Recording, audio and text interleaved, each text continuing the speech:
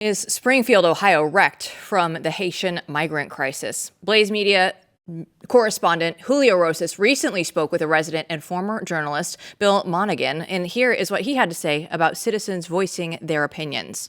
Has there been kind of a concern among people who see this problem in being able to voice their opinion about it because they might be afraid of being accused of called racist, saying that you're just hateful. It's just Middletown America not wanting foreigners.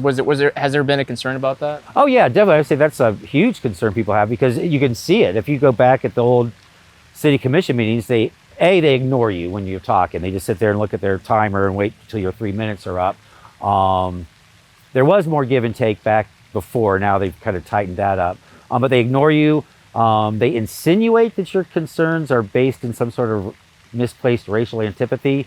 When people are raising, again, issues like lack of affordable housing, lack of housing at all, jobs that aren't posted locally that are being basically hired out through temp agencies that have contracts to bring mass migrants into Springfield, into the area.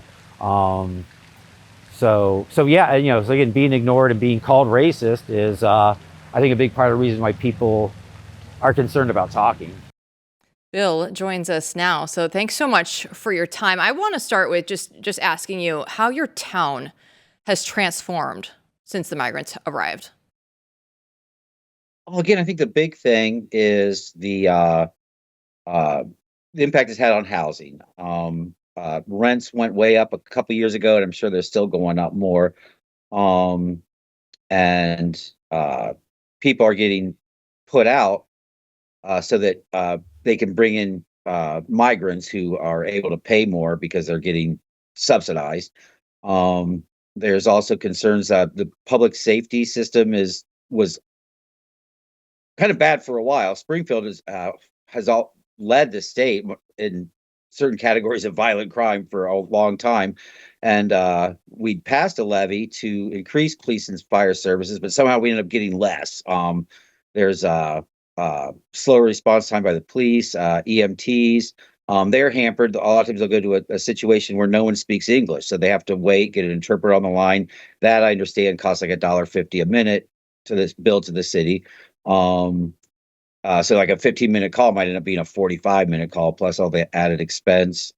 Schools are being overcrowded. Uh, Special education programs are those slots they seem to go to migrant children first, so that kids that need like special education can't get it. Healthcare is overrun. The public health service in town, Rocking Horse, they're not taking new patients. Last I heard, you have to go a couple counties away to get public health services. Job and family services, from what I understand, is usually full up with migrants getting services, and it's a lot of the workers there on the customer service line speak mostly Haitian and very little English. So if you're a citizen that needs help, they'll have to sometimes lead you out to the back to get help. So yeah, I'd say it's been a big strain, especially again on the poor, the working class, and middle classes. Bill, as editor in chief at Blaze Media and someone who came from and has lived in many a smaller community, I have to say, like, just personally, I almost hate to send Julio. I hate to send everyone to bother people and make things worse. But of course, the reason we do it in our situation is because we just want to hear from you and let the voices of Springfield speak because of what the media has already begun to do in your town. I'm just curious, personally, this has got to be kind of crazy. Like all of a sudden, this media scrutiny is coming in from all sides. I hear something with the mayor sort of taking emergency powers. I don't think this is going to end. Everyone there should realize that just the way it is, the only way out is through. It's not going to end until the election's over, right? I'm sure everyone realizes that. But talk to us a little bit about what it's been like in Springfield since this started. Since the media attention, Yeah. I think it's made things.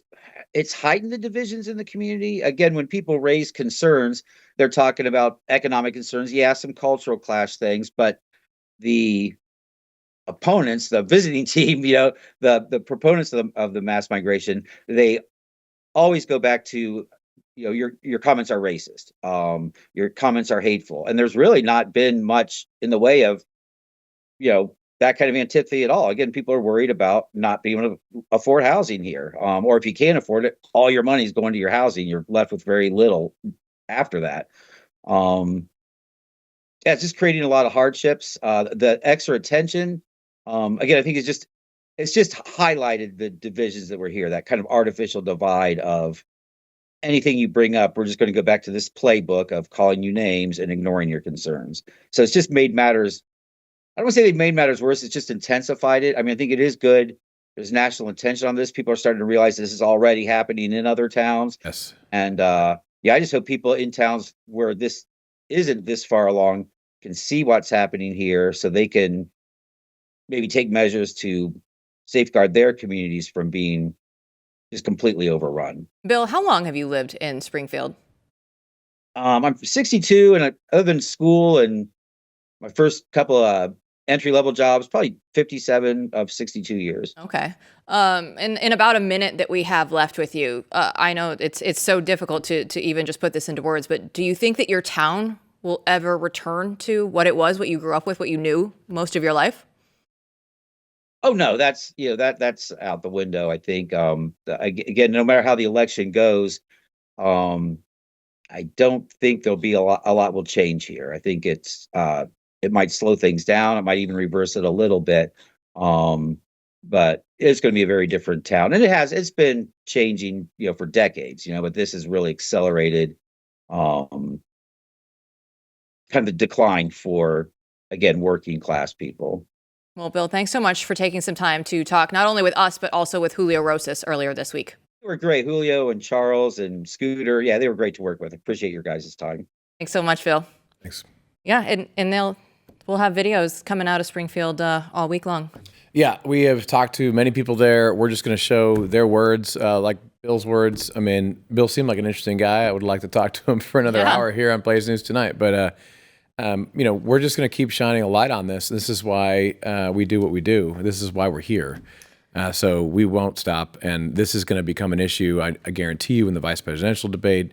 It's not going away. And that's why I say to Bill, I mean, I think things are going to get more intense in Springfield as we move into November.